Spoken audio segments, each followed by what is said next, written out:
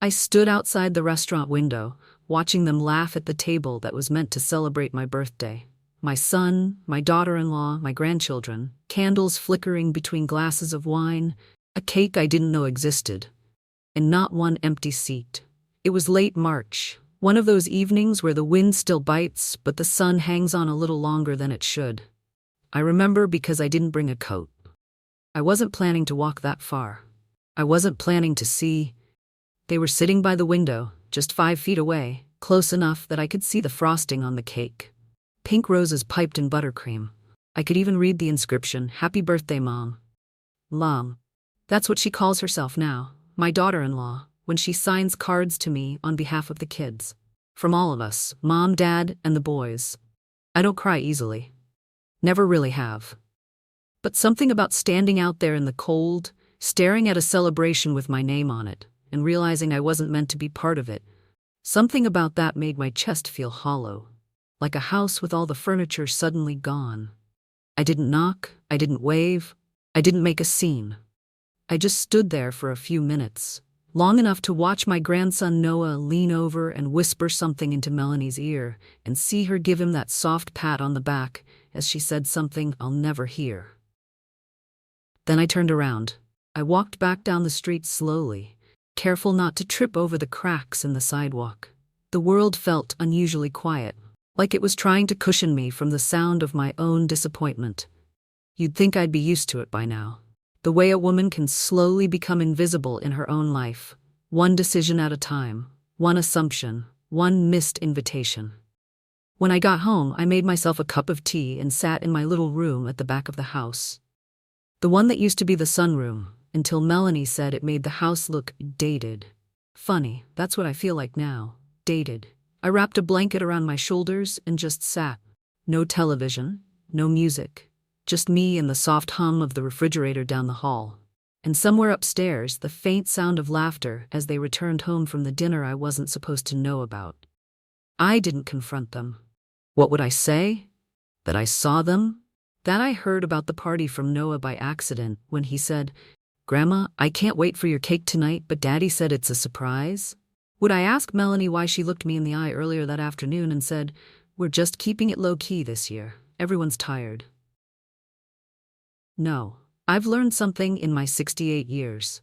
When people decide you're no longer necessary, they rarely say it out loud. They just start making decisions without you. That night, I laid in bed wide awake. I stared at the ceiling for what must have been hours, listening to the ticking of the old wall clock. It used to be in the living room before the redecorating, and I thought, is this it? Is this who I am now? The woman who stays quiet so no one gets uncomfortable? Then I remembered something. The deed. It was almost like a whisper in my mind, soft but insistent. Something I hadn't thought about in years. My husband, God rest his soul, had made sure of one thing before he passed. Put the house in Evelyn's name. Just in case. It was never transferred. No refinancing, no new paperwork. Melanie had assumed so many things. I got up, slipped into my slippers, walked quietly across the hall so I wouldn't wake anyone, and pulled out the old file box from the top of the linen closet. It was right there, nestled between insurance forms and yellowing warranty papers. The deed to the house, in my name. Still. My fingers trembled, not from fear, but something else. A sense of power I hadn't felt in years. The kind of quiet power that doesn't need to shout to be heard. I looked at it for a long time, and that's when the idea came to me. Not revenge, clarity. They think I have nothing, no options, no voice, but they forgot something. I still own the house, and come morning, that was about to matter. The morning after the dinner, I woke early. Before the coffee pot sputtered, before the sprinklers kicked in on the neighbor's lawn across the street. The house was still. That kind of silence that only happens before everyone else wakes up and starts needing things. I sat at the kitchen table with the deed laid flat in front of me, the paper curling slightly at the corners after all these years. I sipped from my mug. Black coffee, 1 sugar, and stared at it like it might speak. Like it might remind me of the woman I used to be. There was a time this kitchen belonged to me, not on paper, though technically, yes it does, but in spirit. I cooked every Sunday dinner here for years after I moved in. Fried chicken, green beans with bacon, those honey rolls Eric liked so much as a boy. Back then, Melanie used to ask for my recipes. She'd hover at the edge of the counter with a polite smile and pretend to take notes, though I don't think she ever made any of them herself. I moved in after Eric's second son was born. They needed help with the boys, and I had just retired from the library. It made sense. I was happy to do it. I didn't ask for anything, just the spare room and a drawer in the fridge. I figured if I made myself useful, they'd always make space for me. So I did what mothers do. I folded into their lives like a quiet seam, watching the kids when they were sick, doing carpool, picking up groceries, trimming the rose bushes, repairing the fence when it leaned too far into the neighbor's yard. I paid for the water heater when it went out. I covered summer camp one year when Eric was between jobs. I never asked to be paid back. I thought that was love, giving without keeping score. But lately, it's felt more like being slowly erased. My name used to be on the mailbox, E. Grant, alongside theirs. One day it was gone, replaced with a new one, sleeker, monogrammed, the Harris family, just like that. Melanie said it was for curb appeal. That's what she calls most of the changes. My blue armchair, old but still good, was donated. The doilies my mother crocheted were outdated. She replaced the curtains in the kitchen with blinds. Easier to clean. And maybe all that would have been fine if not for how she started referring to me. At Eric's cousin's wedding last fall, she introduced me to someone as Eric's mom. She stays with us. Not lives with us. Not my mother-in-law.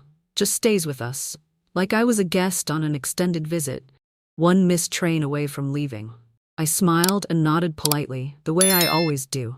But something tugged in my chest, like a thread pulling loose. There's a difference between being included and being tolerated.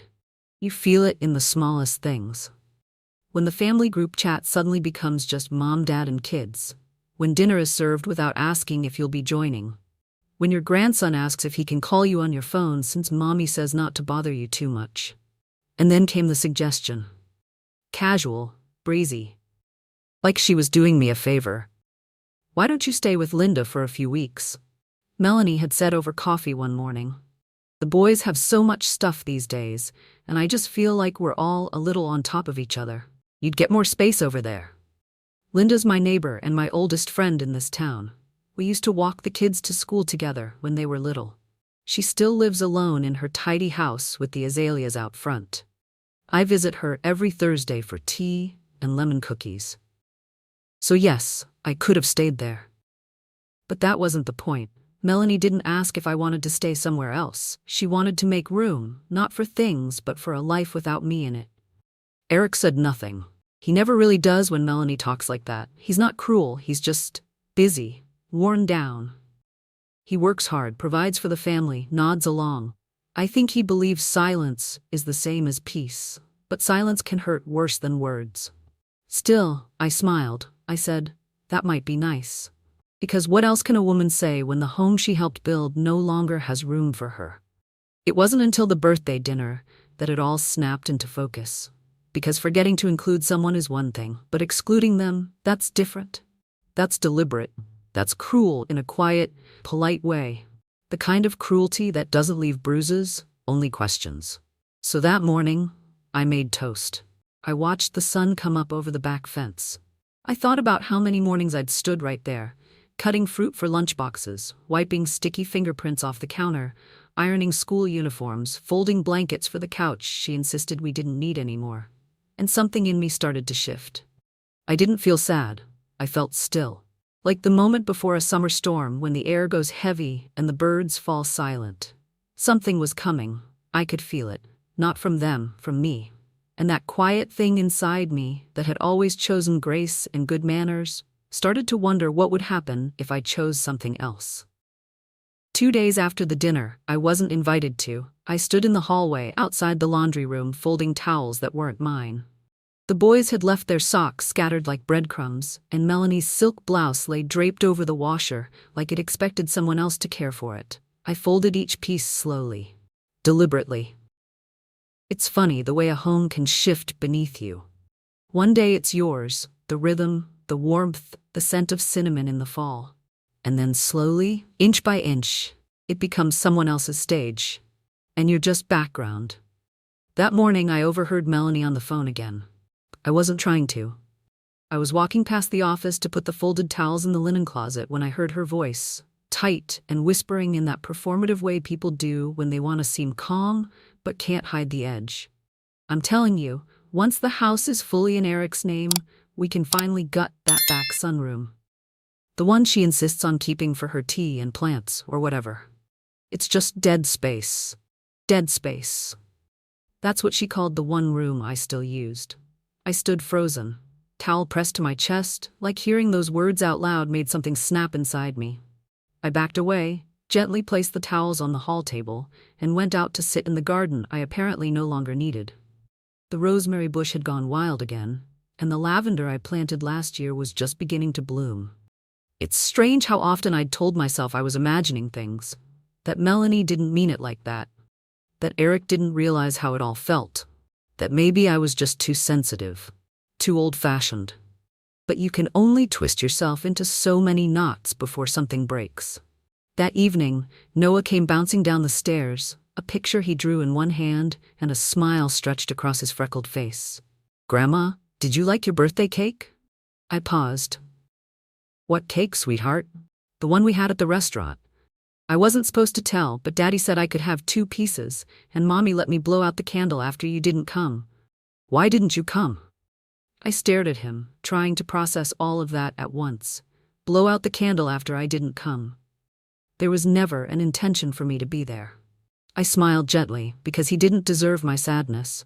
"I think it was just a little mix-up, honey, but that sounds like fun." He nodded, satisfied, and ran off to play. Later that night, Melanie knocked on my door. Just once. Lightly. Then opened it without waiting. "You didn't need to make dinner, by the way," she said. "We already ordered sushi. Eric and I are doing a cleanse, and the kids aren't eating red meat this week." The plate I'd just finished preparing sat beside me on the nightstand. Roast chicken, mashed potatoes, and green beans. Noah's favorite. I made it from habit, from memory. Melanie noticed the plate, then said, "Oh, well, maybe you can have that tomorrow." She turned to leave, then hesitated. "Also, if Linda's still okay with you staying there for a while, maybe next weekend could be a good time to transition. I'll help you pack if you need." Transition, as if I were a piece of old furniture being moved out to make space for something trendier. I nodded slowly, the same nod I'd given her when she asked me to keep the boys on New Year's Eve so they could go to Napa. Or when she casually mentioned that maybe I could step back a little from school pickups because the other moms get confused. She smiled like we'd agreed on something simple, like a delivery time or a paint color, and then she left. That night, I didn't sleep.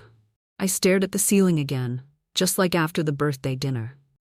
Only this time, something deeper pressed against my chest. Not grief, not shock. Resolve. The next day, I opened the file box again and held the deed in my hands. I turned it over, read every line. It was still mine. And not just in some symbolic way.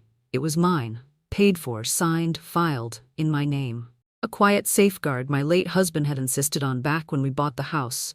Just in case life throws us something sideways, he'd said. It never got updated when Eric and Melanie moved in. They never asked, just assumed. Just like they assumed I'd always be here, like a fixture. Like the old coat rack by the door. That afternoon I called Mr. Kessler.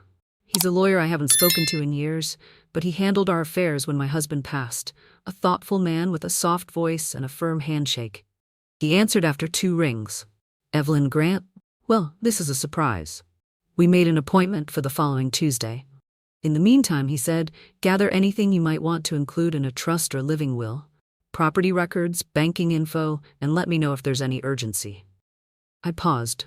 "Yes," I said, "there is." That weekend, Melanie hosted her book club at the house. 7 women in sleek athleisure with name-brand water bottles and identical balayage hair. I stayed in the garden with my shears and my gloves, trimming back the overgrowth and minding my business, until I heard my name. "She's still here," Melanie whispered, trying to sound amused. I know, but Eric's working on it." "Working on what?" I didn't move. I just kept clipping.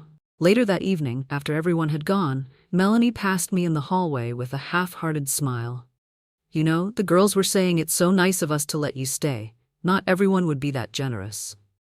That generous. as if they were housing a stray. My hand tightened around the gardening gloves I hadn't yet put away, and then came the moment that changed everything. That night at dinner, Noah, God bless him, sat down with a school flyer.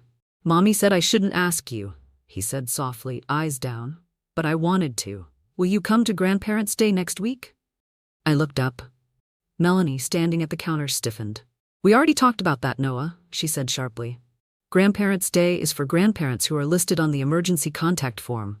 It's just easier that way." "But she's my grandma," he said, voice shaking. "She lives here." Melanie's jaw tightened. "She's not on the list." That was it. A paper form. A list I'd been crossed off of. Erased with a pen stroke. I reached over and touched Noah's hand. "It's okay, sweetheart," I said. "Grandma will find her own way to celebrate with you." Melanie said nothing. Eric looked down at his plate, and I excused myself from the table. As I stood in the hallway, just out of view, I heard Melanie laugh quietly and say, "She always makes everything so dramatic." That was the last straw. Not the dinner, not the erasure, not the form, the laugh. Like I was a joke, like I was something to endure. And that's when I knew this wasn't just disrespect anymore. This was war by silence, and they had no idea what I was capable of. The following Tuesday, I put on my church blouse, the pale blue one with the pearl buttons, and brushed my hair back into a clean bun. I clipped on my earrings and packed the deed, 2 old letters from my husband, and a copy of my husband's will into my canvas tote. Then I left for Mr. Kessler's office without telling anyone. He greeted me with a warm smile and a firm handshake, just like he used to back when my husband and I sat in the same office, planning for a future we thought we understood. But life changes. People change. "I need to transfer the house," I said plainly as I sat down. "But not to my son, not to my daughter-in-law." Kessler blinked. "All right, who did you have in mind?" I took a breath and placed Noah's most recent drawing on the desk, a stick-figure family, including a tiny, smiling version of me with gray hair and glasses. "To my grandson," I said. "Noah." His eyebrows lifted, but he didn't question it. "Legally, can I do that?" "You own the home outright. You've never added them to the deed. You can do whatever you want with it." I nodded. "I want to create a trust. The house will belong to Noah, effective immediately. I'll serve as trustee until he turns 25. And I want a clause added: neither parent can sell, refinance, or modify the property without trustee approval." He gave me a long, searching look. "May I ask what brought this on?" "Let's just say," I answered, folding my hands, "they forgot who they were living with." The paperwork took a few days, but by Friday morning, it was done. Signed, notarized, sealed. The house no longer belonged to me, but it no longer belonged to them either. I stayed quiet for 1 more week. I helped with homework. I washed dishes. I watered the garden that Melanie had called dead space. I even smiled when she mentioned she was having a contractor come by to look at layout ideas for the back room. Let her dream. She thought she was standing on solid ground, and soon she'd find out it wasn't hers to stand on. That Sunday they hosted a brunch. Melanie's friends came, perfectly coiffed, with their reusable tote bags and floral cardigans. The mimosas flowed freely. The kitchen smelled like cinnamon pastries, though I wasn't offered one. I stayed in my room, reading a novel. Or pretending to. Then, right after the guests left and the dishwasher hummed in the background, there was a knock at the door. Mr. Kessler, he looked out of place on the porch in his dark suit, holding a thick manila envelope. Melanie opened the door, still in her brunch dress, a champagne flute in hand. "Can I help you?" he introduced himself. "I'm here on behalf of Evelyn Grant." She froze. "My mother-in-law?" "Yes, she asked me to deliver this formally in person." He held out the envelope. Melanie took it, confused. "What is this?" "Please have your husband join us. Both of you should read it together." She frowned. "Is this some kind of legal thing? Because if it's about the guest room, Kessler didn't blink. "You'll want to sit down." Eric shuffled in a few minutes later, rubbing the sleep from his eyes. He'd fallen asleep watching football on the couch. The boys were upstairs. I came out of my room finally and stood at the edge of the kitchen, arms crossed, watching as Melanie tore open the envelope and began reading. The color drained from her face almost immediately. Eric leaned in, eyes scanning the page. "Wait, what is this?" Melanie's voice cracked. This says the house will Noah? What does that mean?" Kessler spoke calmly.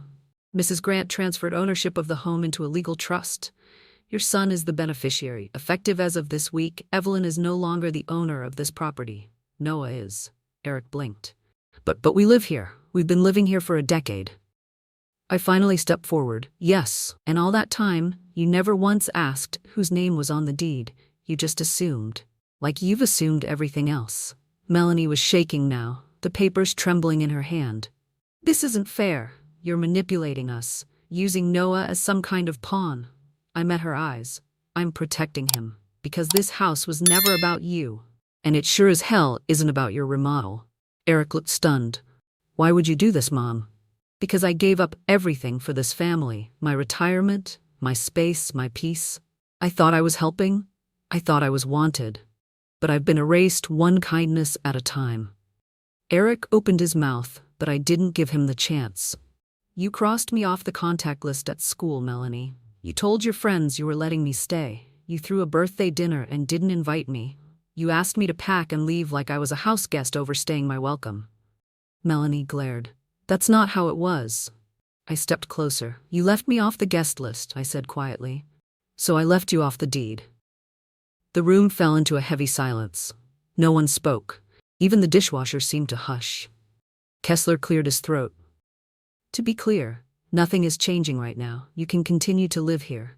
Evelyn has established herself as the trustee, which means she controls any future decisions about the property until Noah comes of age. But from a legal standpoint, the house is no longer yours to assume control over. Melanie's face crumpled. You planned this. You've been planning this. No, I said.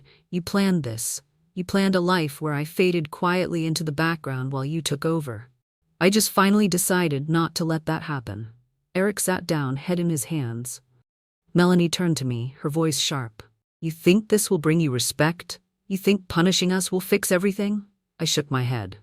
No, but it will remind you that I'm not some relic you can push into a corner and forget. I raised this family. I held it up. And now, I'm making sure that my grandson still has something left when the rest of this falls apart. Melanie stormed upstairs without another word. Eric stayed sitting. Mr. Kessler handed me a copy of the paperwork, then quietly let himself out. I stood there in the center of my kitchen, the kitchen I built, cleaned, stocked, and loved, and felt something I hadn't felt in years. Stillness. But this time, it wasn't the stillness of resignation. It was the stillness of control. A storm had just passed through this house, and for once, I wasn't the one standing in the wreckage. I had built my own shelter, carefully, quietly, legally. I wasn't asking for permission anymore. That night, I slept with the window open, letting the cool air drift over me as I listened to the wind rustle the trees outside. It wasn't over, not by a long shot, but the tables had turned, and for the first time in a very long time, I was the one holding the pen. The morning after Mr. Kessler's visit, the air in the house was different. Not louder, not angrier, just still. The kind of silence that settles in when people don't quite know what to say to each other. When something has shifted so completely that everyone's afraid to be the first to speak it out loud. I heard Melanie moving around upstairs, her footsteps sharp and uneven. She opened and closed drawers in quick bursts like she was looking for something but couldn't find it. Or maybe she didn't know what she was looking for anymore. Eric had left early. No goodbye. No coffee brewing. No eggs on the stove like he usually made for the boys on Mondays. Just the sound of his car backing out of the driveway at 6:45 a.m., like he couldn't get away fast enough. I stayed in the garden for most of the day. Trimmed the roses, swept the patio, took my time with everything. There was no one to rush for. No one I had to prove anything to. It was mid-afternoon when Melanie finally came outside. She stood a few feet away, arms crossed, wearing her sunglasses even though the sun had already slipped behind the fence. Her mouth moved once, then stopped. I let her take her time. This isn't right, she said quietly. You blindsided us. I didn't answer right away. I finished tying back a tomato vine, then looked up at her. I did what I needed to do, I said. That's not the same thing. She took off her sunglasses, eyes narrowed. Do you have any idea how this makes us look? I told my friends we were planning renovations. Now I have to tell them we don't even own the house? I raised an eyebrow. You told your friends you owned the house? Her silence was answer enough. "Melanie," I said gently, "you've spent years pretending this home was yours to manage, decorate, control. But you never once asked what came before you. You never wondered who built this life you're living in." She opened her mouth to speak, but stopped. I brushed the dirt off my gloves and stood facing her fully. "I'm not trying to punish you," I said, "and I'm not taking anything away.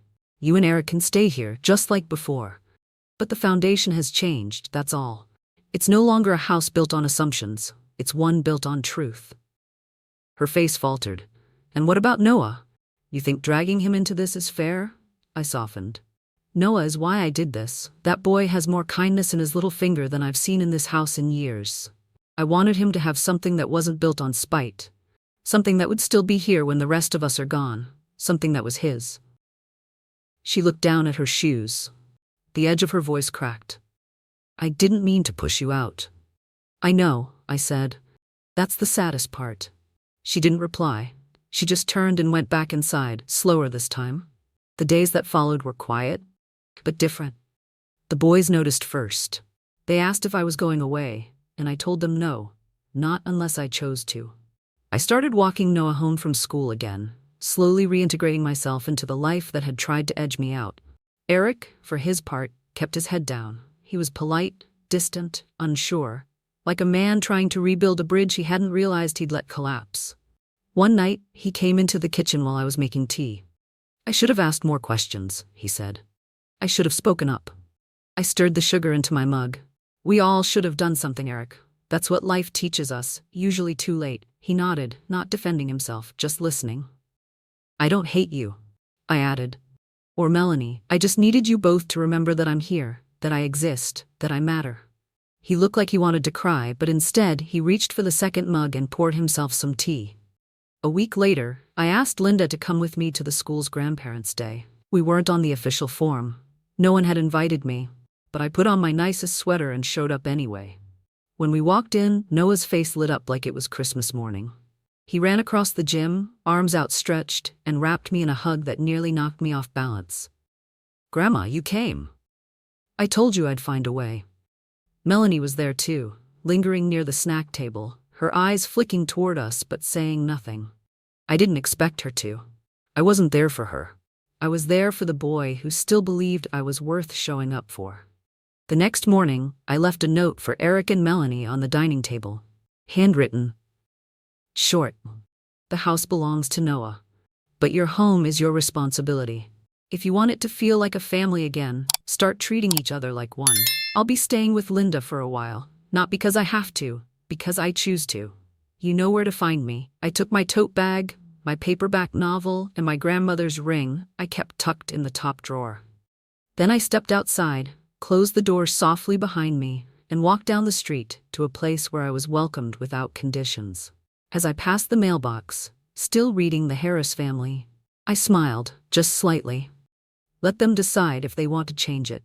It's been 3 weeks since I left the house I once called home. Linda and I share coffee on her back porch every morning now, wrapped in mismatched quilts, watching the birds argue over the feeder. Her dog Max snores on the floor. Sometimes we talk, sometimes we don't. The silence is peaceful, not sharp like it used to be.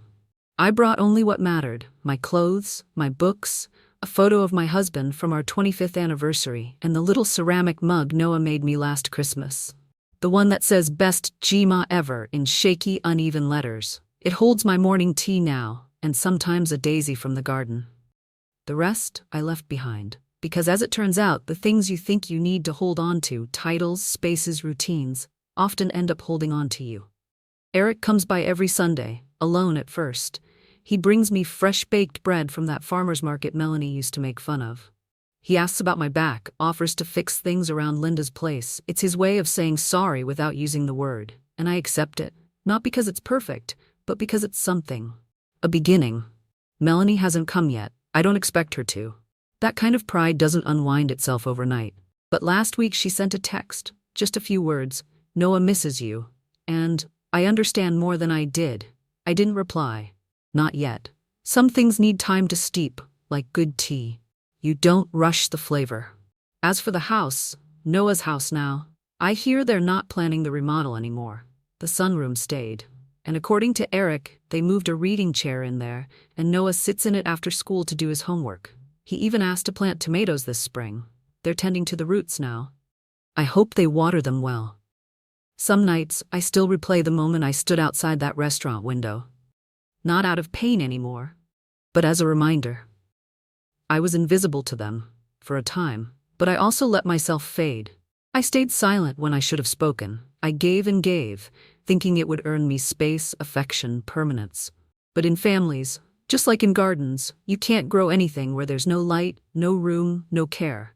Sometimes the only way to bloom is to replant yourself elsewhere. This chapter of my life didn't end with a bang. No one got thrown out. No grand speeches in the rain. No slamming doors. Just a transfer of truth. A realignment of power. A grandmother who remembered who she was and made sure her grandson would never forget it. I don't know what comes next. Maybe I'll take that writing class Linda keeps pushing. Maybe I'll finally go visit my sister in Asheville.